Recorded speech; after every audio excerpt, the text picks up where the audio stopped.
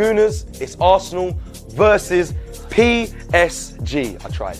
Champions League, one step from the final. We're bringing the live watch-along back to Box Park this Tuesday, April 29th, and this time we're at Wembley. Big stakes, big screens, and big reactions. Whether you're in the crowd at Box Park or tuning in on the stream, this is not one to miss. Nights like this don't come often. This could be the night Arsenal write themselves into European history. Check out boxpark.co.uk for more information, and I'll see you there. Could be indeed. Hi everyone, and welcome to another AFTV Live. My name is Laurie. Thanks to everyone for joining us today. We very much appreciate your support. Thanks also to my special guest on the show today. I do believe it's her first appearance on AFTV Live. Is that right, Kenya? I've done a few before, but I think it's our first one together. Is this our first one together? Yeah, this is our first one together. Yeah. Let me rephrase that. But great to have you along. Ladies and gentlemen, boys and girls, please give a big digital round of applause for Kenya in the building. Yeah, man. So how are you doing today? Yeah, not too bad, not too bad. Just as Friday, innit? What else is there to say? And it's actually nice we haven't really got a weekend of football this weekend, so we can just chill. We can chill and watch the games. There's also some big boxing going on this weekend, man. Yeah, so man, there's a lot, some big fights going on. a lot of So I'm sport just to chilling catch at up home, on. man. Yeah, I'm looking forward to it. Looking forward to it. Right, to everybody out there, as you can see from the title, the topic of today's show is what's happened to Martin Odegaard. Now, I want to make it clear from the outset, this is not a hit piece on Martin Odegaard. So anybody that seen the title and is rushing to judgment, jumping to conclusions, please don't do that. What we're going to do is have a serious discussion about Martin Odegaard. And we'll take it from there. I mean, I want to put it on the record, I'm actually a big admirer of Martin Odegaard. I mean, I've said so many times on many platforms, on many streams, many live shows. So people looking at this thinking that I'm about to go in and rip the man. No, that's not what this is all about. There's a lot more to it than that. And listen in and you'll see where I'm going. Like I said, I'm a big admirer of Martin Odegaard. I think he's talented. I think he's technically very good. He's athletic. He's got great vision. He's got great creativity. He's hardworking. I mean, if you look at it, he's gone from being a loanee to the captain and the heartbeat of the team. Exactly. However, I think it's fair to say that this season has not been his best season. He's been at the club since 2021. Don't think this has been his best season by some stretch. There are a few reasons for that. I mean, the first one is the obvious one. He got injured last year. I think it was last September. Kenya, he went away on international duty for Norway. He's captain of Norway as well. He got injured. I think it was an ankle injury, an ankle sprain. And then he missed a number of games. I think it was 14 games he missed from a period of September to November. And since he's come back, like I said, I think it's fair to say he's not been at his best. He also took ill in January, if you remember, Kenya. He got ill. He missed a couple of games, 1 or 2 games. So that's where I'm going with this. Now, do you want to say anything up front? Well, I think, you see with Martin, it's a tough case because we all know as Arsenal fans how important he is. I mean, you mentioned his injuries. We're talking about a guy who's captain for Arsenal, captain for Norway, and also he's been Arsenal Player of the Year 2 seasons in a row. Now, that's not something that's a fluke. That's not something that is undeserved, because I think you could look at the last 2 seasons and see how pivotal of a player he has been for us. And when he did get that injury, I remember, I forgot what game we played just before that international break, but he did have like a little ankle issue in that. I think somebody clipped him, and I remember saying, me and my dad, surprise, surprise, arguing. And I'm like, why is the club sending him out? Do not send him to Norway. And I just remember going on Twitter, seeing a clip of him just having his ankle, so another player dragging their foot across his ankle, and we hear the absolute worst, that he's going to be out for about 2 to 3 months. And look, I think we can all agree that, as you said, this hasn't been his best season for sure, but this is not to say that he can't turn it around. Do you know what I mean? Yeah. He's got, we see him and we see how special he is and how integral he is to the team. So much so that he's out of form and yet he plays every game. He plays almost 90 minutes every week since he's returned. So I mean, it is a massive question about what's really happened and like where do we get back? How do we get back to the Martin of old? Do you know what I mean? Like, it's Yeah. I think it's important to put things in context. So I've got a couple of stats here that I want to read out. So Martin Odegaard. So he joined Arsenal on loan from Real Madrid back in January 2021. I think at the time the fee was about 35 million euros, rising to 40 million euros. And so he's been at the club since then. And as of now, say as of late April, he's made 191 appearances. He scored 40 goals and he's got 35 assists in that time. So we're talking 4 seasons. So if I just go through the seasons one by one, 2021, 2022, 48 appearances, 11 goals, 11 assists. 2022, 2023, 45 appearances, 15 goals, 7 assists. He was also appointed captain in that season. 2023, 2024, 48 appearances, 11 goals, 11 assists. And the current season, 2024, 2025, 29 appearances, 5 goals, 10 assists. Even statistically, this season has been his least productive. But then, like I said, he's had those significant injuries. Well, the one significant injury, and he's had a couple of bouts of illness. So, looking at that, as I said, this season, he's not hit the heights that he's hit in previous seasons. But then, like you said, Kenya, he's one of those guys is that he does still retain the work ethic, the work rate. He's a very respected member of the Arsenal team. And like you said, Kenya, that's shown by the fact that even though he's not been at his levels, he still retained the captaincy and he still retains the respect of the club and obviously the vast majority of the fans. So, I mean, is it just injury? I mean, there's loss of form in there. Do you think that's down to a lack of confidence? I think in some instances, yes. It's really hard with it because I think it's number one, it's a very serious injury what he had. I think it's not an injury that you just walk back from. And then with a lot of injuries, there's a lot of mental barriers to overcome. It's, oh my gosh, I've just ruptured my Achilles or whatever it is. I've done my ACL, I've broken this or that. How do I get back to how I was? You've kind of got that mental barrier of you don't want to get injured again. And, you know, probably a lot of players have that. So he might maybe be a bit apprehensive. But also, I feel like, you know, for him, because he is the captain, there's almost no shield of protection in the sense that he has come back and he's been thrown straight in. And there's, again, where you can question Arsenal depth. And you could say, well, if you had the likes of Fabio Vieira, at least Fabio Vieira, who's also a very experienced player, would be able to assist in the sense that Martin Odegaard would be able to be eased in more. But the reality is when he came back, we did kind of just throw him straight back into games. And I guess there is a lack of confidence. I mean, there is times where I'm like, Odegaard, just shoot. Why are you not shooting? I know how, you know, we as Arsenal fans, we came up with the term the ozone for a reason, because when he's in that zone, he shoots and he scores most of the time. I mean, we saw in the 2022-23 season, he scored 15 goals in the league for a reason. He was one of our top goal scorers.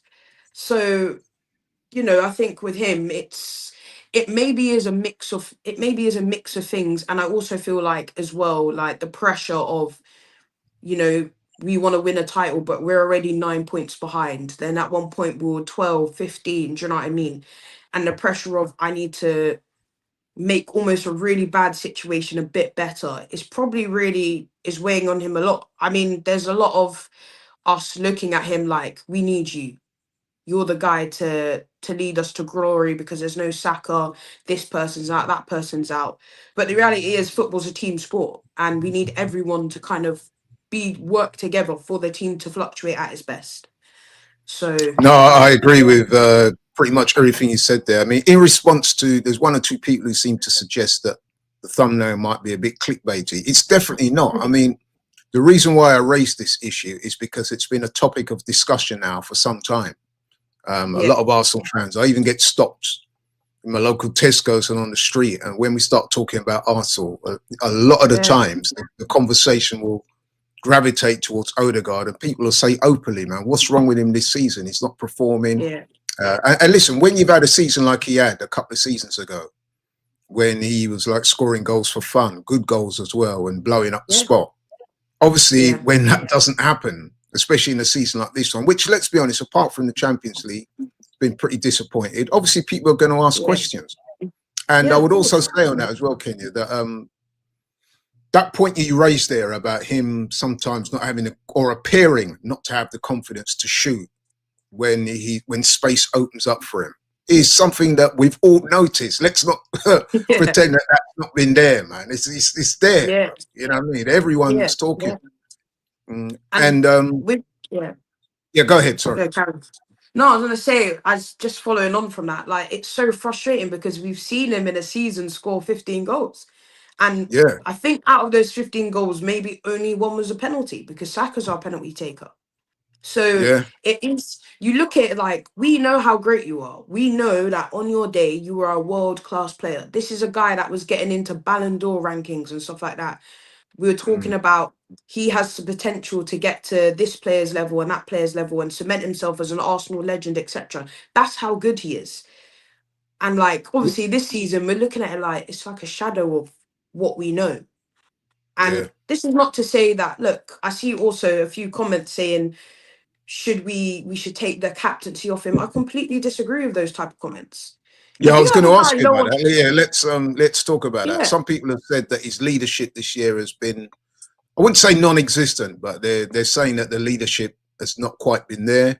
In fact, I've heard some people referencing Declan Rice and Gabriel and people like that saying that they would be better leaders. Now, listen, Mikel Arteta appointed him as captain. Mikel Arteta works with these players day in, day out. He sees things that we don't see.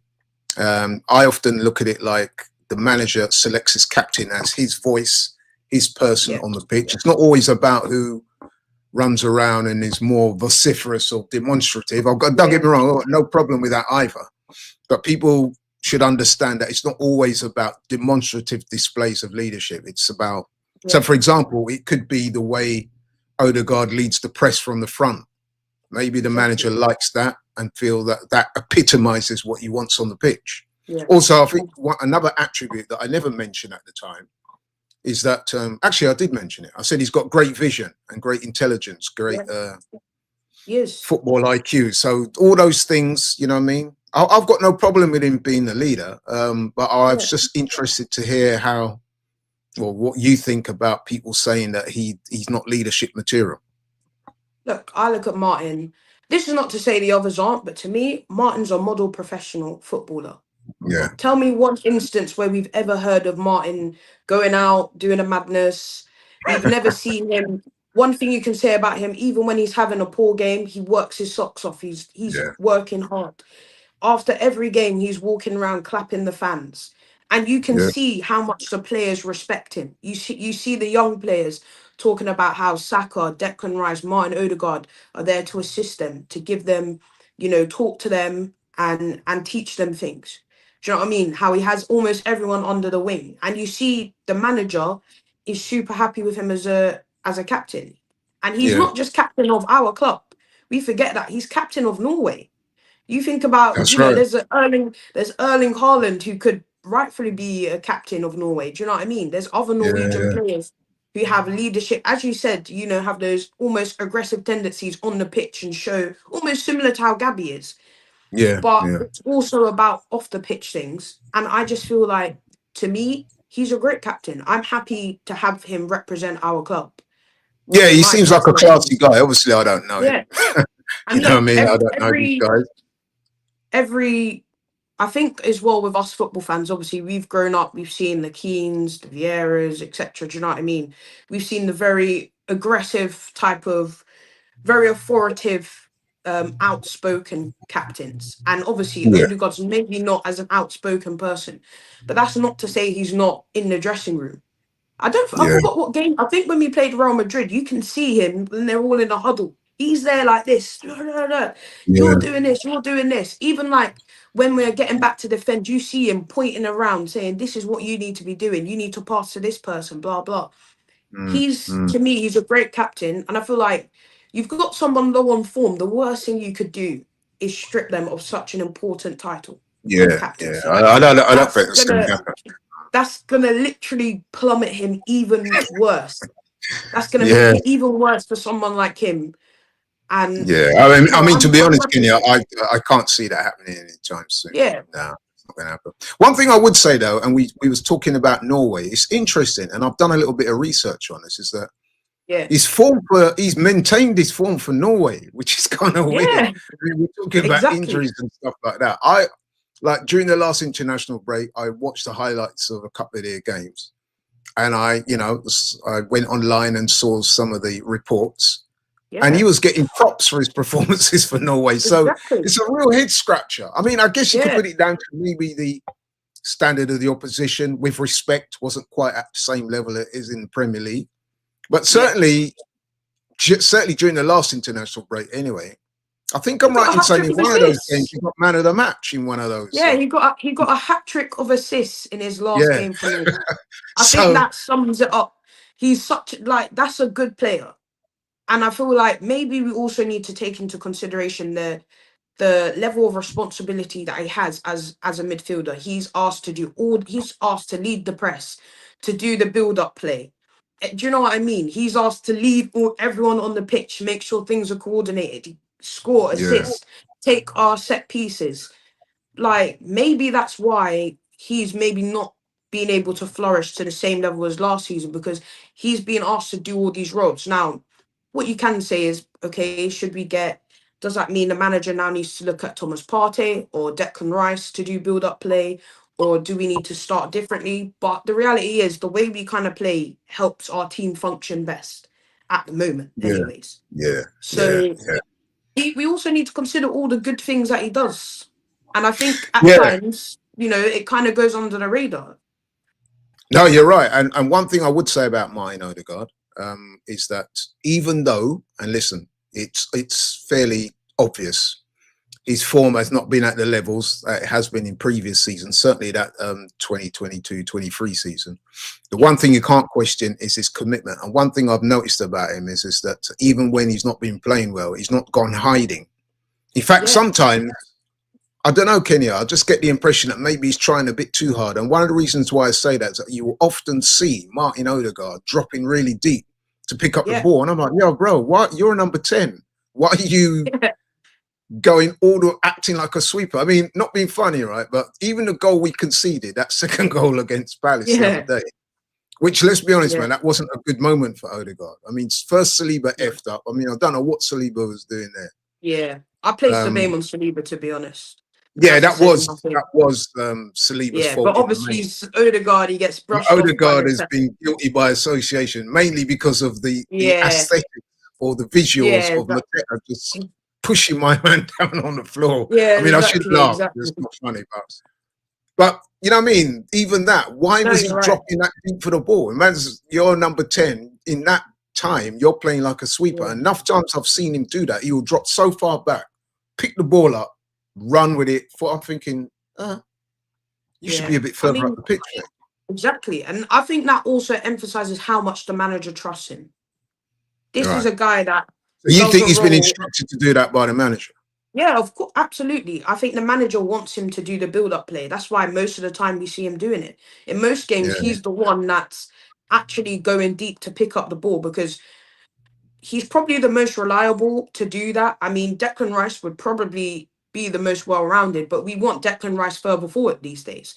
yeah, So that's why it's kind of between Odegaard and Partey. And I would say what you could say about Partey is that if you have someone young and really athletic running towards him, maybe that can cause a bit of an issue. But that goes to show how much Arteta trusts him. He's saying, look, I trust you to lead the press, to do the build up play, to assist, to score, to be all over the pitch. And that's why I say, you know what?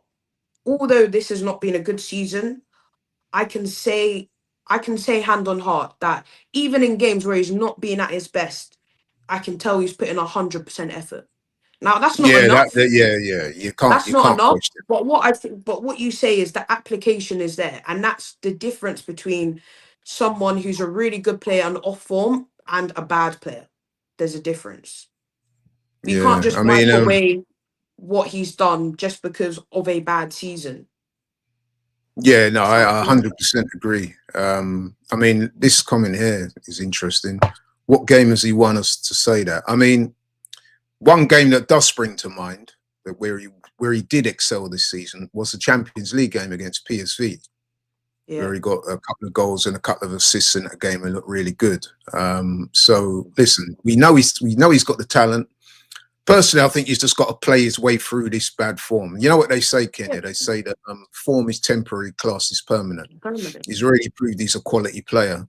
So we know Exactly. he's talented. We know he has the ability. Yeah. And listen, even though he's not been at his best, it's not like he's been really, really bad, has it? It's not. There's Yeah. been Look. very few games where I would call him out and say, look, he's been terrible. Yeah. I You know think what I us Arsenal fans could think of worse players that have been just mean? Yeah, dreadfully off form. Do you know what I mean? I could name you yeah. Aubameyang as one of them, someone who was one of our star players. I could name you Lacazette. Do you know what I mean?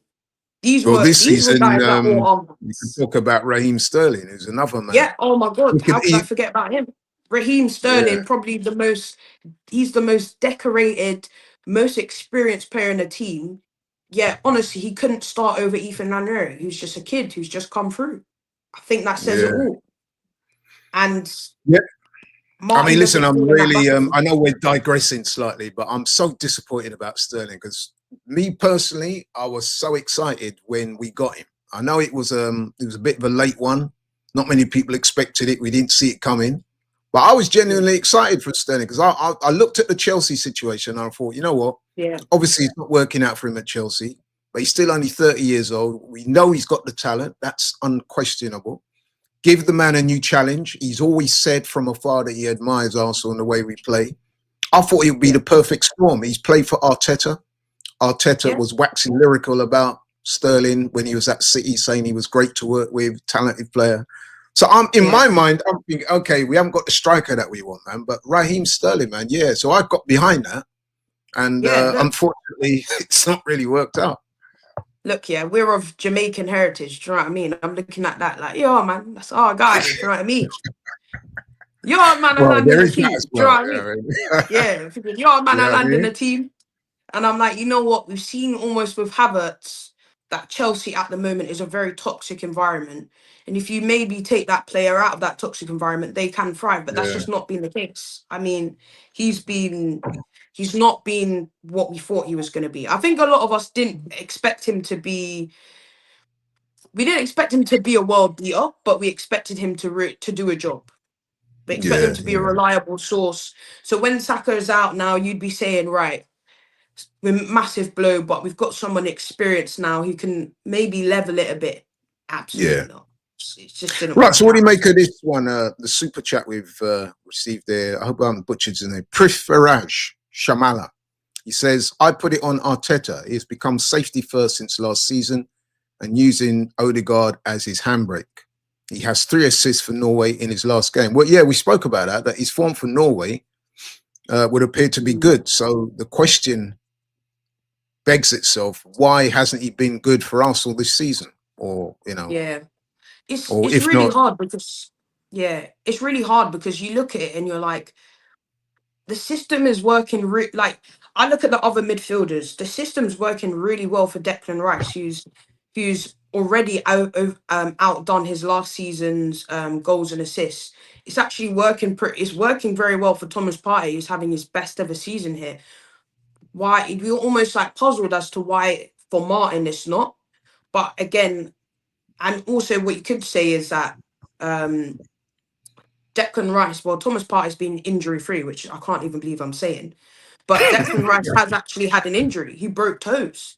He was out for oh about a yeah, month. yeah, He was yeah, out for yeah. about a couple of games because he broke some toes and stuff like that. He said at the start of the season, I'm not fit. I've played every game for Arsenal last season. I played every game in the Euros.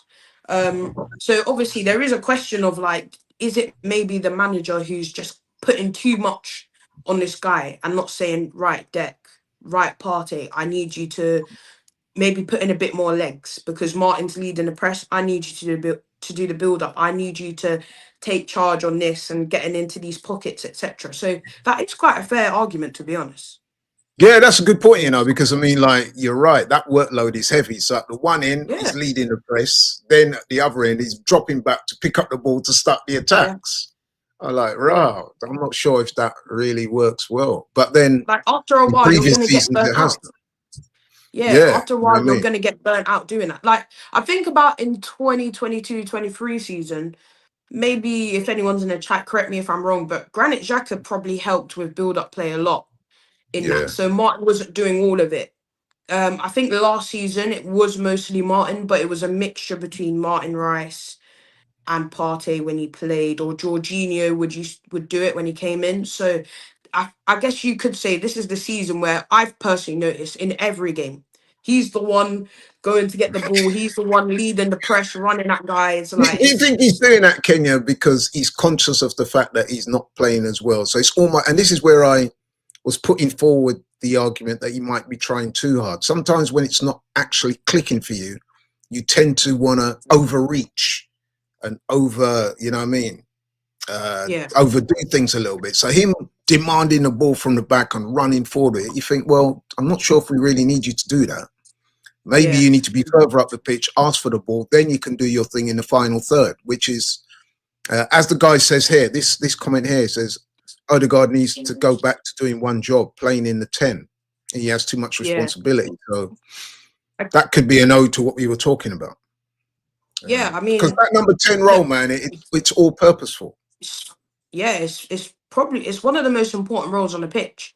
And I guess Definitely. based on what you said, you could actually make that argument for so many players. Like we could sit here and say someone like Saka and Martinelli, the level of responsibility they have.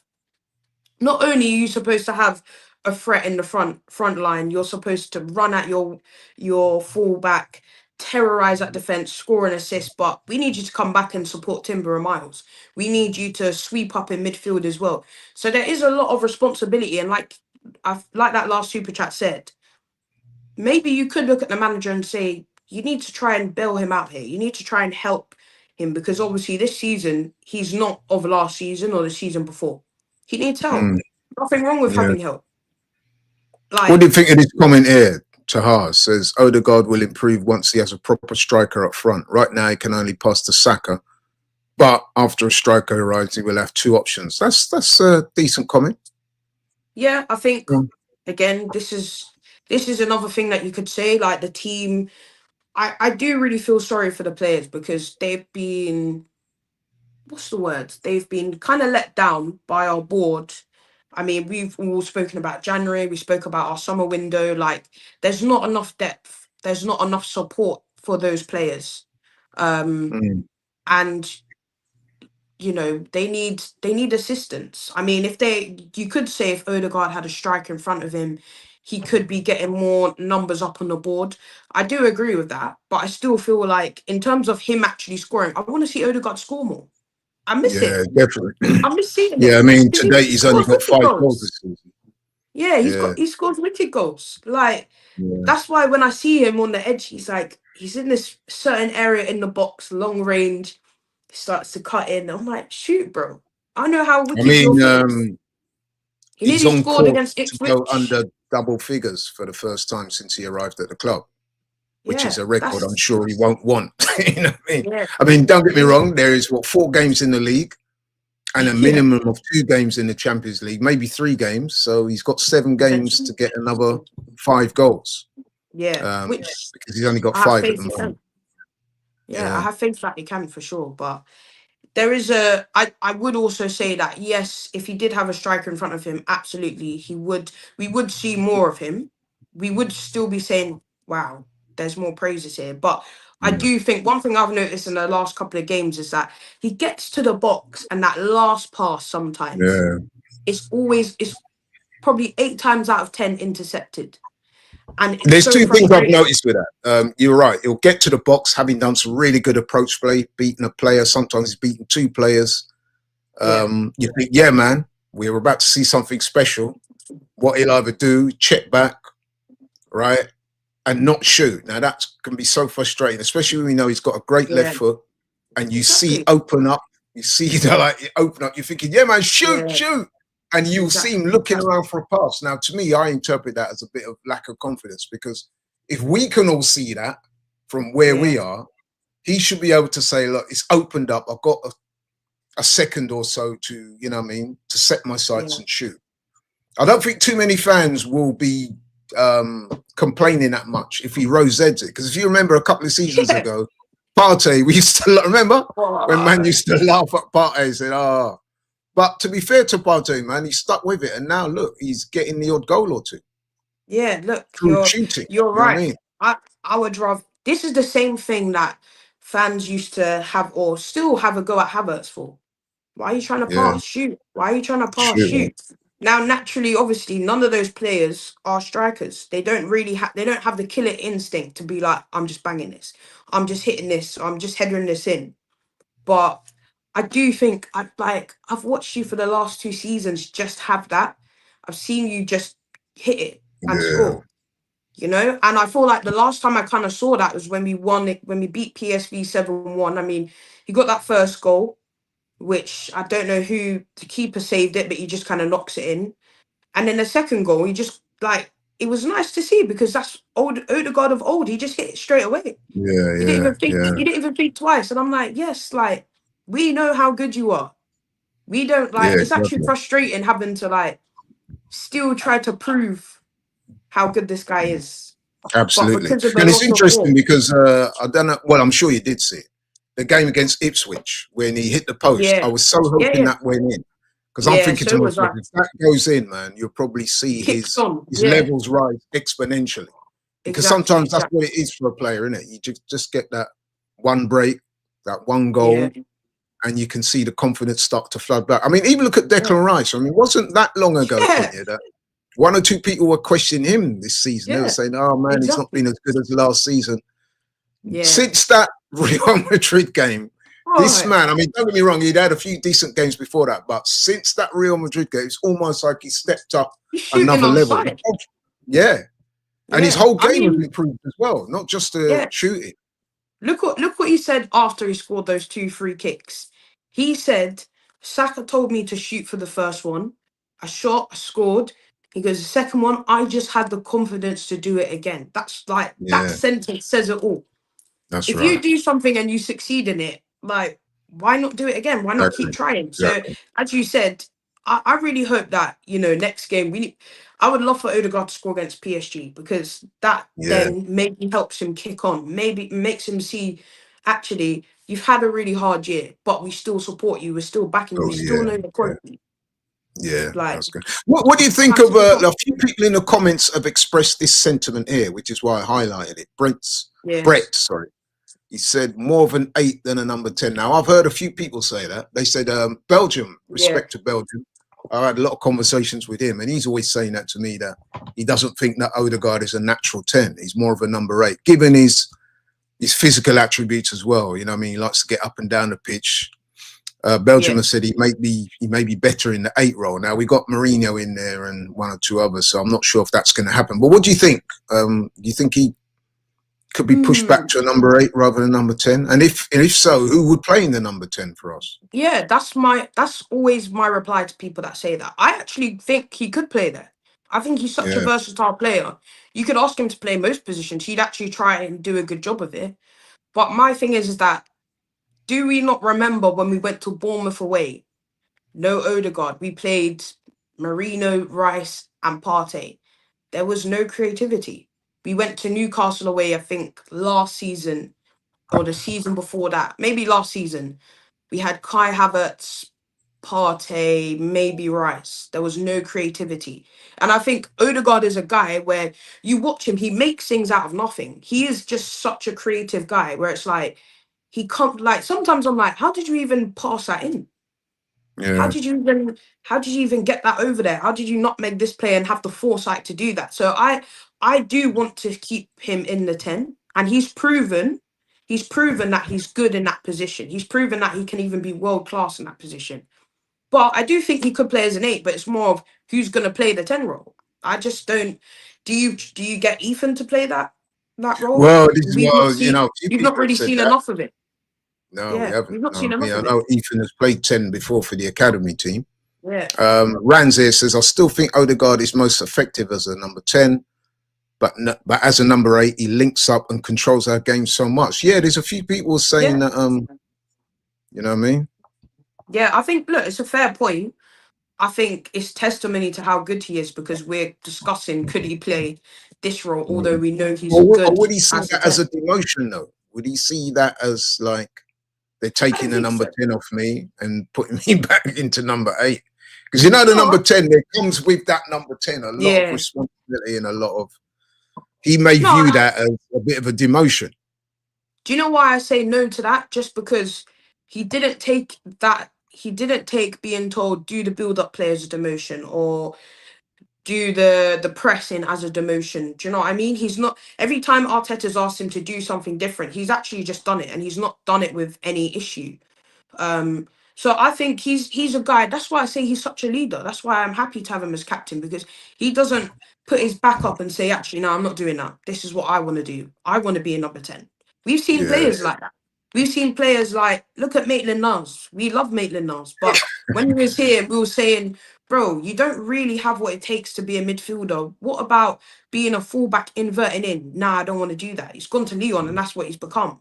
Do you know what I mean? Whereas Although, to be Martin, fair to Maitland-Niles, he has gone on the record as saying that he never said that. So I think we should, you know. No, apparently that's what he said. He said he never said. Anyway, moving away from that, what do you think of what James has said? Because I've heard a few people I would happily swap compare Odegaard. Odegaard to Bruno and Bruno to Odegaard. What's your thoughts on that one?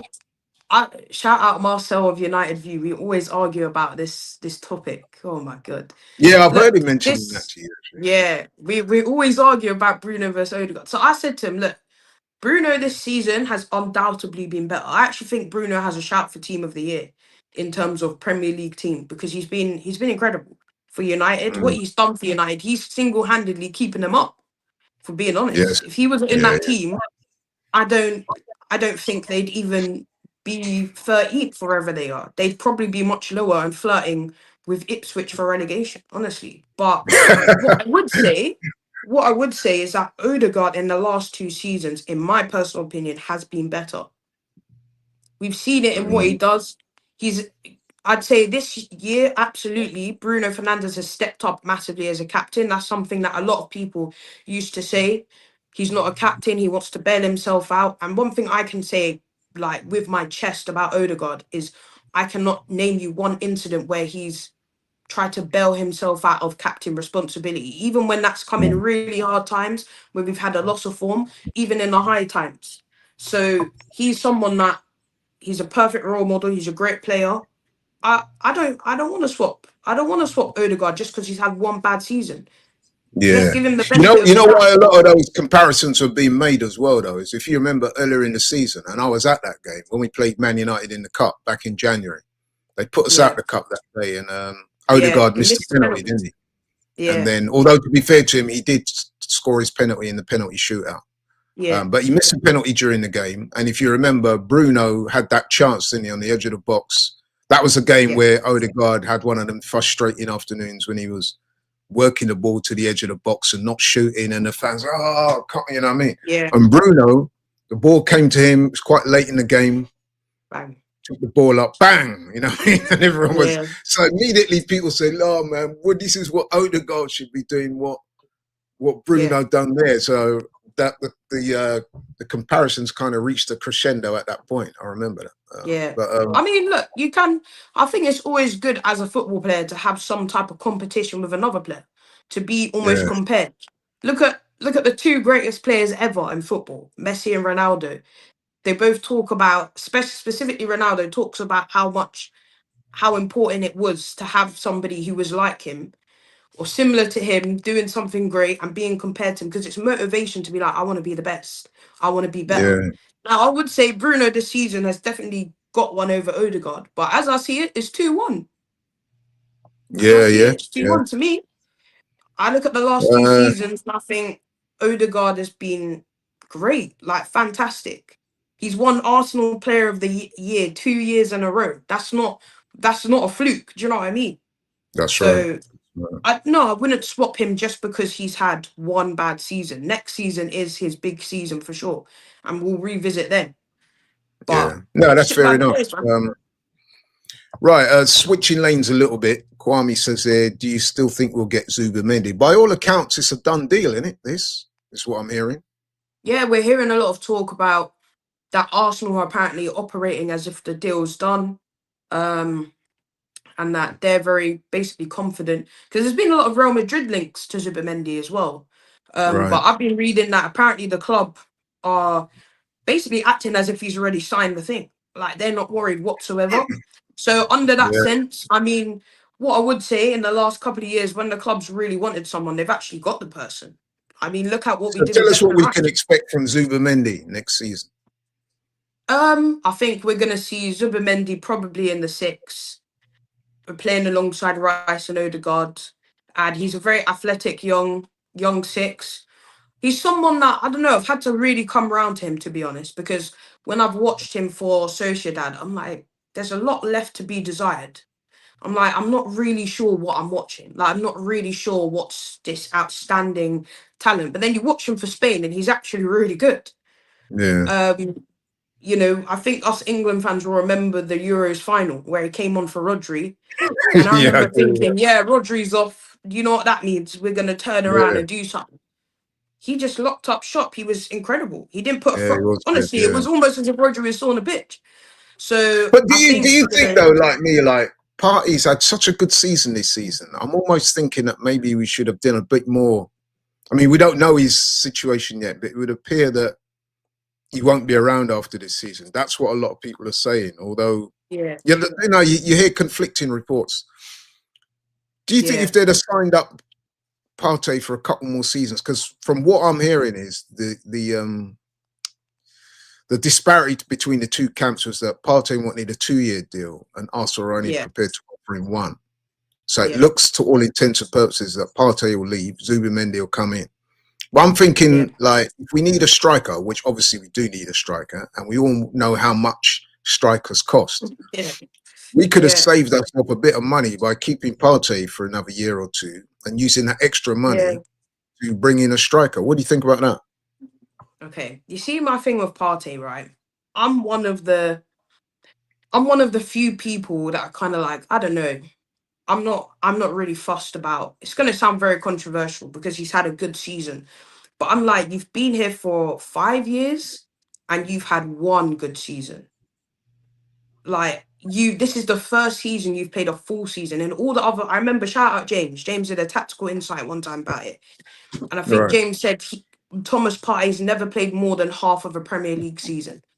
And I was like, oh my god, this is someone who's on record as unreliable, and as well, he's getting older. He's not getting any younger.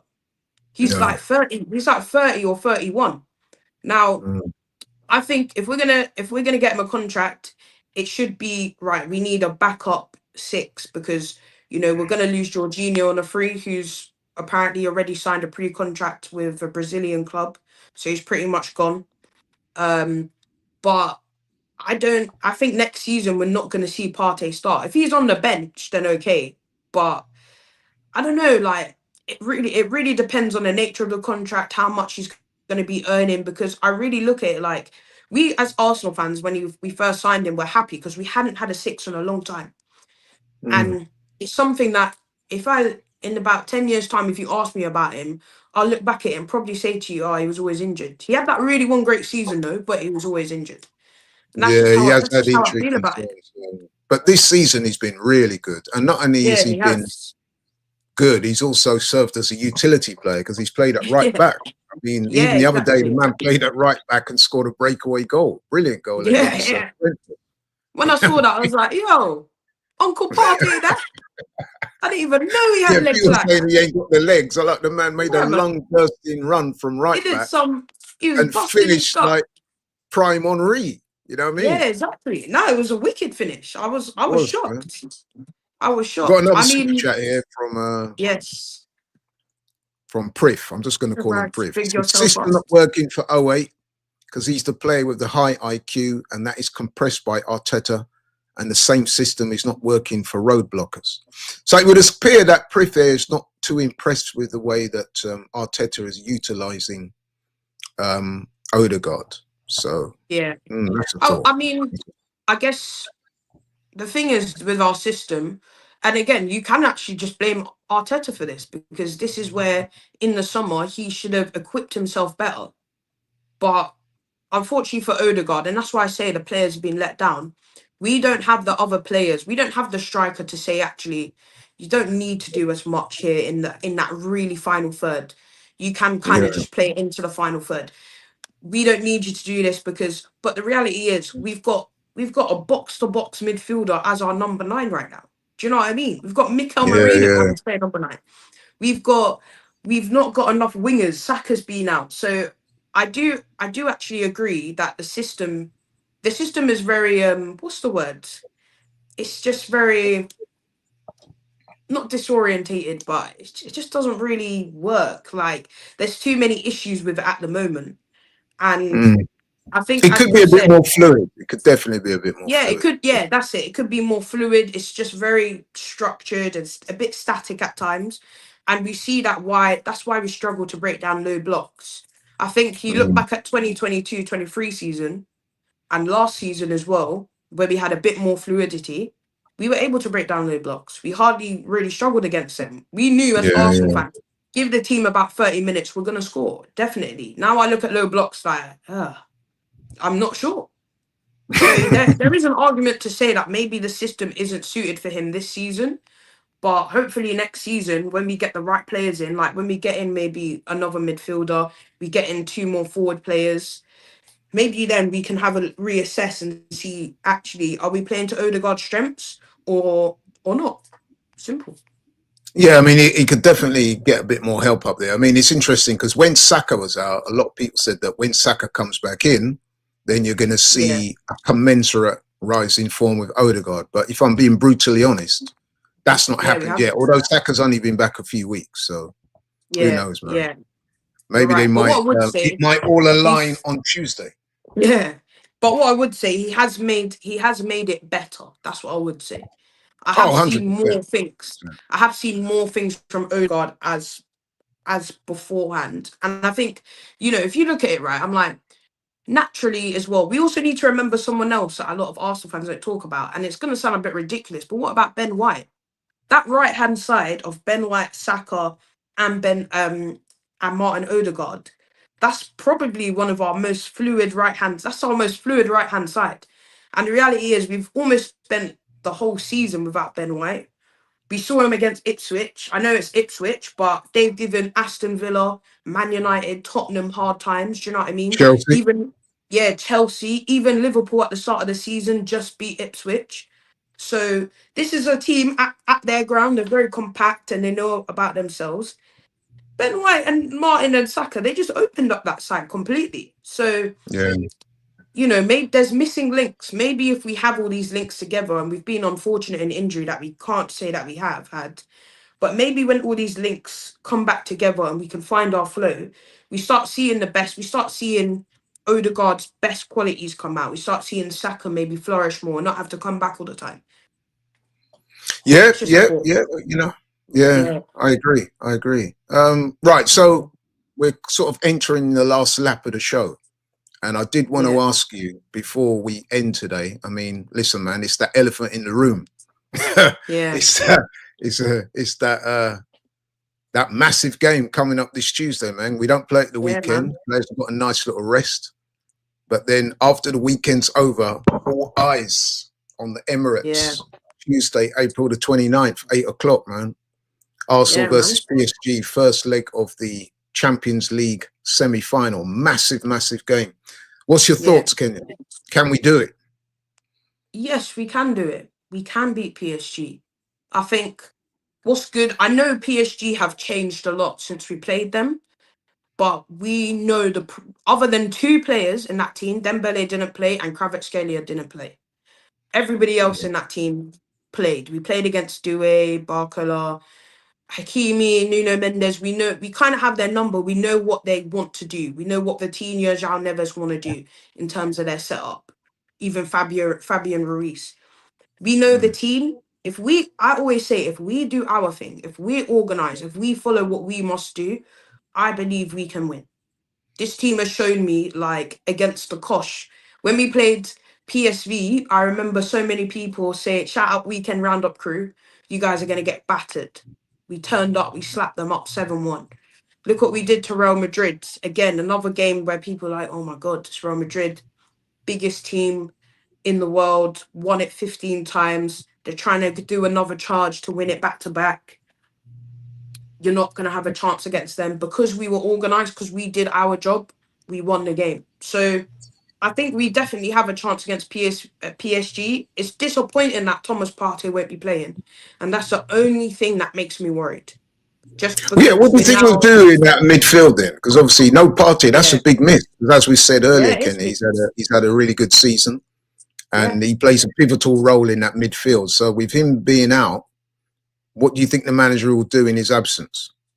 I think Mikel Merino will come back into midfield and Trossard will play in the front three somewhere, probably false nine. But what will happen, I feel like two of them will alternate rounds.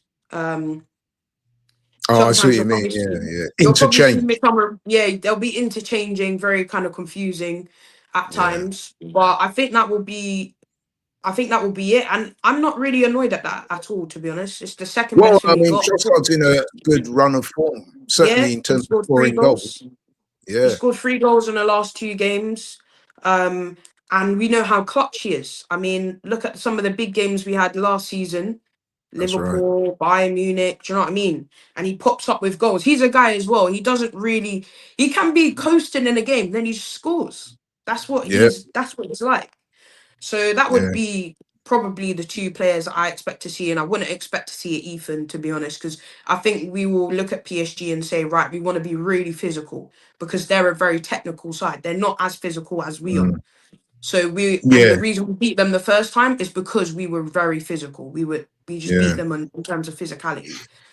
So, I did note that I watched their games against Aston Villa, and the one thing that kind of stood out for me is that they have a high work rate. They're young, they're dynamic, they're energetic, they get around the pitch, they're very confident on the ball.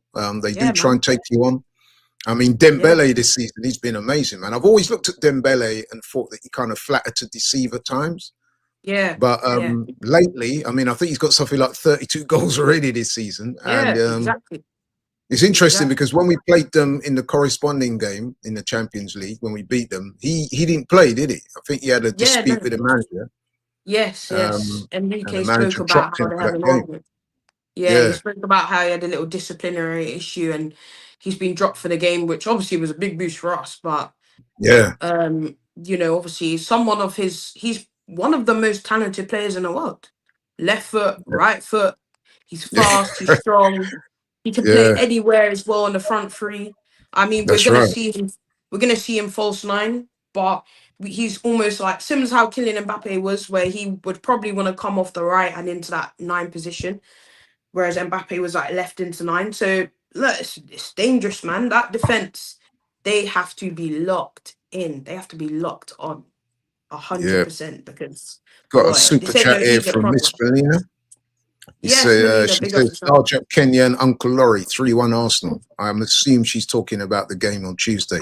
The crowd is going to be amazing. Common you Gunners. Yeah, man. I mean, listen, I wish I haven't got a ticket for that game yet. I mean, I've been offered a couple of tickets, but the prices I've been offered them have been. If we pay the price for seeing, I don't think we'd have a roof over our head. You know what I mean? I will be doing the next best thing. Is I will be at the watch along at Box Park in Wembley.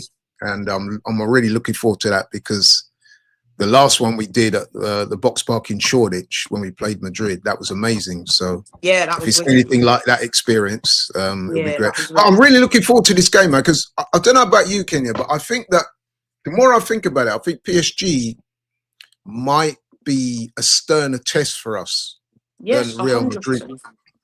Maybe not in terms of the quality of the players, because obviously when you got Mbappe, Bellingham,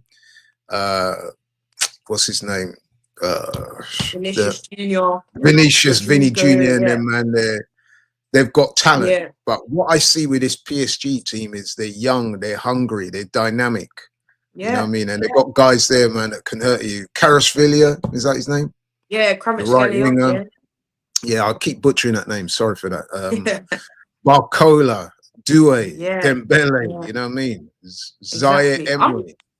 I'm really excited. You know what? I really like PSG. PSG remind me a lot of Arsenal. I think just even the people that Yeah, support PSG is such a multicultural club.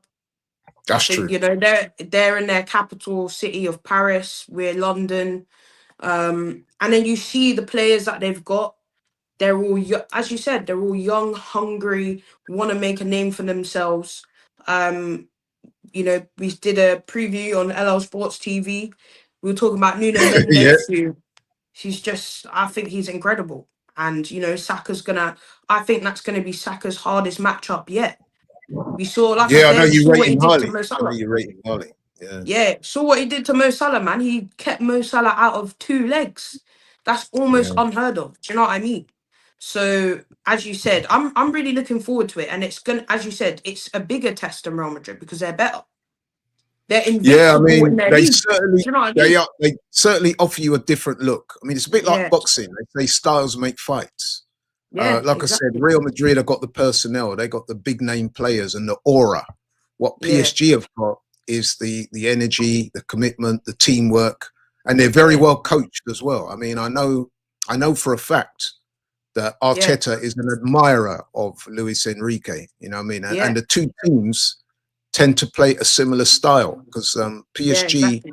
they're a very possession based team also, although they can hit you on the break too. So Exactly. I'm looking forward to that game, man. I'm excited, man. I think, look, as I said, you win these 2 games, you're in a final. Anything can happen in a final. Do you know what I mean? Win these 2 games, get over the line, just do it. Prove, because everyone's saying you're not going to beat PSG, you're not going to do this. Overcome this hurdle, and there's so much to be gained from it. There's a Yeah. trophy. The biggest trophy you could win at club level is right there. It's so close. Do your job, Listen, man, win it. these players are on the verge of something special. And listen, I'm sure they're Exactly. aware of it as well. They Exactly. are on the verge of something special. Yeah. And I'm sure that won't be lost on them. I mean, let's be honest. The league campaign this year has been very disappointing. Yeah. 13 draws. It's not been good. Let's be honest about that. It's been Yeah. disappointing. A lot of people, myself included, thought that City would win the title. They've come nowhere near it. What we said Yeah. at the start of the season is that if City didn't win it, then Arsenal would. Yeah. Unfortunately, It's not even though happening. Yeah. City have fallen off, we've not been at it, We've man. dropped off with them. Do you know what I mean? Yeah, and that's been very disappointing. But Yeah. we now have a chance to make history. And listen, me and your dad, we were there in Yeah. 2006 when we Yeah. In lost the Champions Paris. League final in Paris to Barcelona. And there Yeah. could even be a repeat because Barcelona are looking good in this competition. All the teams left in it are good, man. All the Yeah, teams left in man. it. Inter look with Milan are good, Inter. Barca are good, PSG are Yeah. good, and we're good. Yeah. So listen, any one of Exactly. those teams could win the Champions League this year. Exactly. Exactly. And everything you could say for us, you could say for PSG.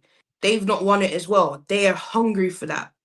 Do you know what I Yeah, mean? They're a club. I think even more so than us are probably probably a bit more disappointed because of the star value that they've had in their teams and they've not yeah, won it and they've been so close in recent times, not really got over the line. So like our players, they're going to be saying, I want to win a Champions League with this club. I want to be one of the first. And if they do that, like all the players in our team, they would be a legend of PSG as well.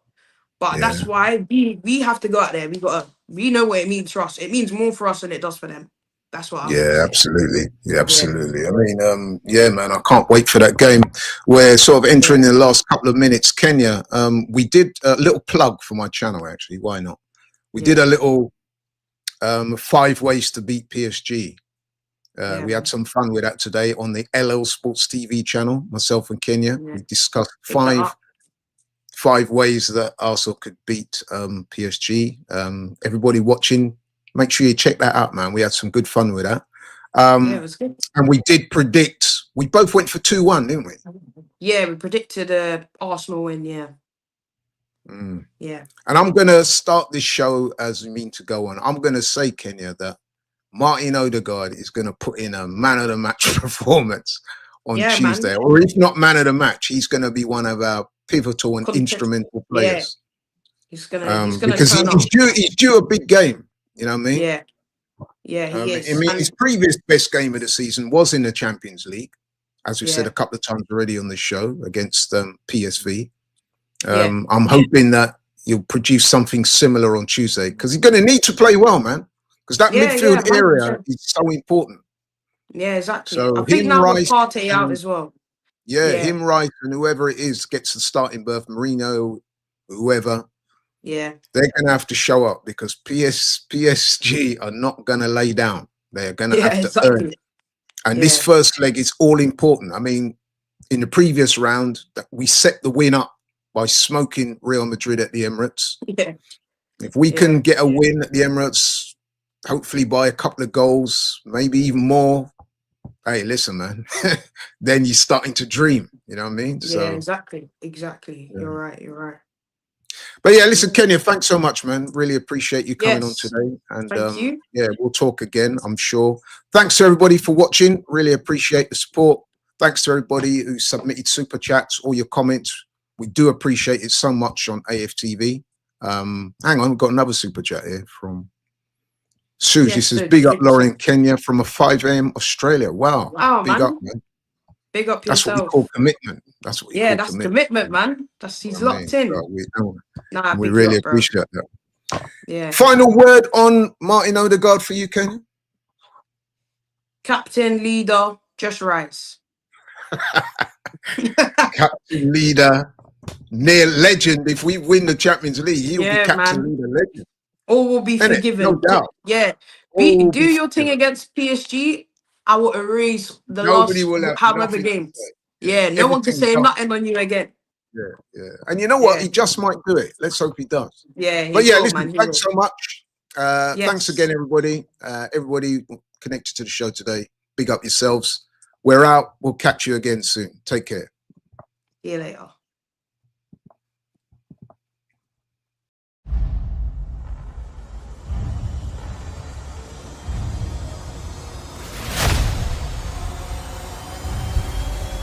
Where's Robbie? Robbie's with Ronaldo. So listen, we're outside the hotel of Al Riyadh. They're taking on Al Nassr today. Big game. One of their biggest games of the season.